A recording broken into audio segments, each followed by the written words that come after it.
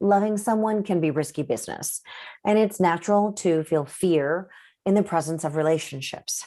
But when fear operates in our life in a way that hurts us or hurts others through aggression or withdrawal, it really becomes a problem. Recognizing these fears and how they affect us can really help when it comes to making the necessary changes to get the love that we want. So let's look at the 10 top fears that ruin relationships. Fear of losing freedom. Maybe you've heard this before. I don't want to be tied down, or I feel trapped, or they've got me cornered, or I just don't like being stuck. This claustrophobia points to mistaken beliefs about, well, relationships and how healthy relationships are supposed to be. The ability to say no in a loving and respectful way and set clear and fair boundaries really is an essential ingredient of a healthy relationship.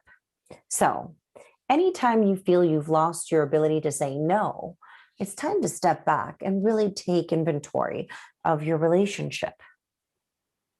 Fear number 2, which is fear of conflict. Let's face it, love can be really messy, but it doesn't have to be destructive. Constructive communication can be, well, it can be learned. And when it's handled, or when we handle our relationships with caring and respectful communication, conflicts really become a vital building block to deeper trust and intimacy in relationships. Relationships don't have to be destructive. Fear number 3 is fear of change. The fear of change can bring about discomfort and uncertainty, but the reward of growth and depth and renewal is so worth it.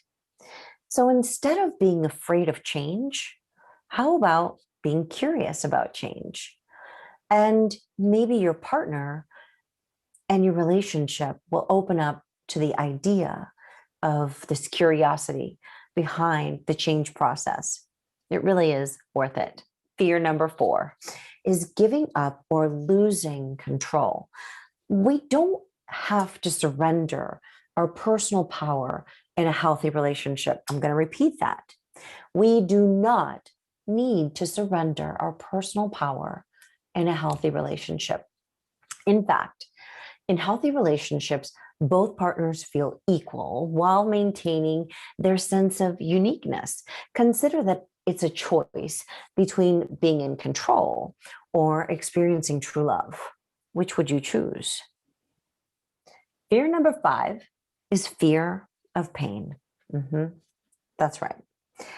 Now, it's not love that creates pain, but our attachment to the expectations and our expectations about what our love relationships should look like, and the behavior of those that we love, how they're supposed to look and what they're supposed to do. Ultimately, we have to decide whether to trust fear or to trust love. You get to choose which you will feed. If you feed the relationship love, it will grow beautifully, healthy, compassionately. If you fear and feed the relationship out of fear of pain, well, we know that that's simply, again, attachment to the expectations. And whenever we impose our expectations on others, it's only a matter of time before we're disappointed and creates conflict. Now, let's look at fear number 6, fear of being found out. Well, you know what it's like. They say that the honeymoon phase and the rose-colored glasses and our best self is what we truly show at the beginning of a relationship. Well, what happens is we're usually afraid that we may be unlovable. It's really something that we've created for ourselves. This idea that we're unlovable, that we are unacceptable for who we truly are, is toxic.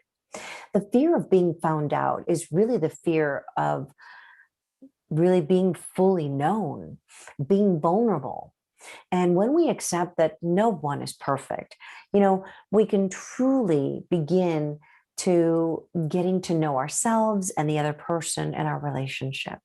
So when we accept that vulnerability is key and that no one is perfect, it really does allow the opportunity for growth and pure love. Fear number 7 is a fear of losing yourself. Often, this comes from learned behavior. And that's really watching others, whether it's your parents, your friends, relatives, suppress their individuality in relationships. The generous giving of oneself truly is beautiful, yet our attention, our time, our caring, our skills, they're vital to the success of a relationship. But equally important is how we're able to receive love and what the other person wishes to give us. And giving up your needs to your partner really isn't an act of love. It means that there's less of you present in the relationship. Fear number 8 is the fear of not being enough. When we fear our own inadequacy, we often expect perfection in our partners. So we use this expectation as a defense mechanism.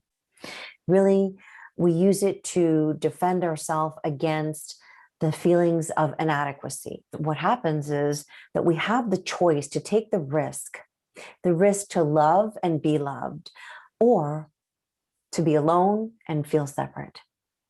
And with this story of inadequacy, it doesn't allow for us to ever be enough in our relationships. So try changing that story to the true one, the real one, the essence of your true self, that you are unique, magnificent, and truly a lovable being. Fear number 9 is the fear of rejection. And I think everyone is familiar with this fear. And that's when we avoid being rejected by maybe pushing other people away or testing their love or abandoning them before, well, they abandon us or the relationship. By making this so, we create our fear of rejection a reality. In order to avoid these feelings or this fear of being rejected, we sometimes become people pleasers and we take our authentic needs and our desires completely out of the equation.